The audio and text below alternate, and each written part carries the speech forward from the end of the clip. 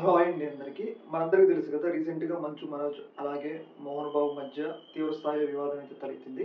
ఆ వివాదం ఎందుకు తలెత్తింది? మోహన్ బాబు మంచు మనోజ్‌ని ఎందుకు కొట్టాడు? అనే వివరాలైతే మనం ఈ వీడియోలో మాట్లాడుకుందాం.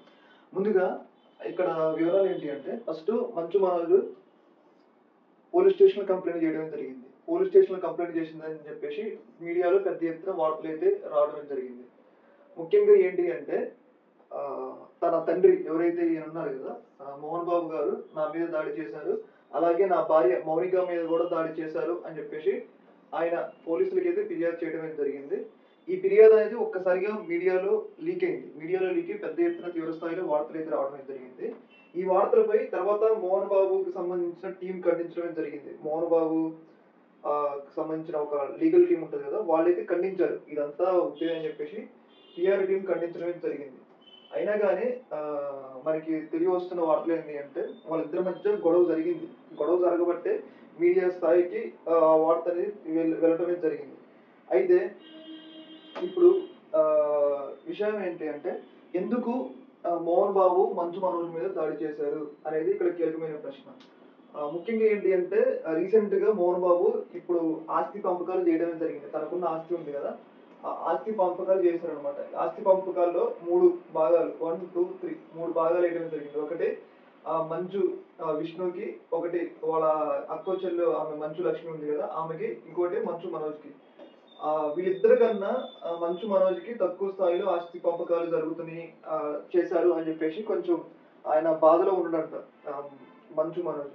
దానివల్ల ఏంటంటే అదే విషయాన్ని మోహన్ బాబు అడిగారు. ఎందుకు నాకు ఇంత తక్కువ ఆస్తులు ఇస్తున్నారని చెప్పేసి మోహన్ బాబు అడిగితే, మోహన్ బాబు దాని మీద నీకు ఇవ్వాల్సిన అవసరం కూడా లేదు అని చెప్పేసి కొంచెం వల్గర్ గా మాట్లాడటం జరిగింది. వాళ్ళిద్దరి మధ్య ఇంకా మాట పెరిగింది. మాట పెరిగిన తర్వాత ఈయన ఏదో అన్నాడు, అర్థమైందా?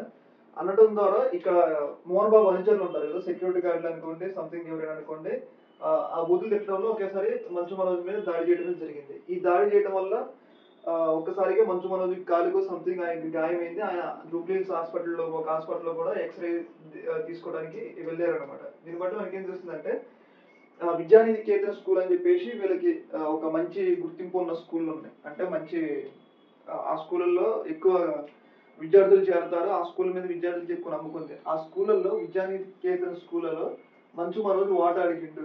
విద్యానికేతన్ స్కూల్లో మంచు మనోజ్ వాటా అడిగిండు. ఈ వాటా ఇవ్వనందుకే వీళ్ళిద్దరి మధ్య గొడవ తలెత్తింది. అందులో మంచు మనోజ్ ఒక మాట అనటం వల్ల వీళ్ళ మీద దాడి చేశారు అని చెప్పేసి వార్తలు అయితే వస్తున్నాయి. ఏదేమైనా కానీ ఒకసారిగా మోహన్ బాబు అంటే మనందరికీ తెలుసు, ఆయన సినిమా ఇండస్ట్రీలో కొంచెం గర్వం గల వ్యక్తి. ప్రతి ఒక్క ముక్కుసూటిగా ఉండే వ్యక్తి అనమాట. ఆ ముక్కుసూటితనం వల్లే ఆయన కొంచెం అందరికీ దూరం అయిండు. రీసెంట్ గా ఈ యొక్క విషయం బయటపడటం వల్ల ఆయన కొంచెం ఆయన యొక్క ఏమంటారు ప్రతిష్ట అనేది కొంచెం దిగజారిందని మనం చెప్పుకోవాలి. ఈ యొక్క అంశం మీద మీ యొక్క అభిప్రాయాన్ని అయితే తెలియజేయండి. ఓకే మరి, థ్యాంక్ యూ. ఇలాంటి మరిన్ని అప్డేట్స్ కోసం మన ఛానల్ అయితే సబ్స్క్రైబ్ అయితే చేసుకోండి. ఓకే మరి, థ్యాంక్ యూ.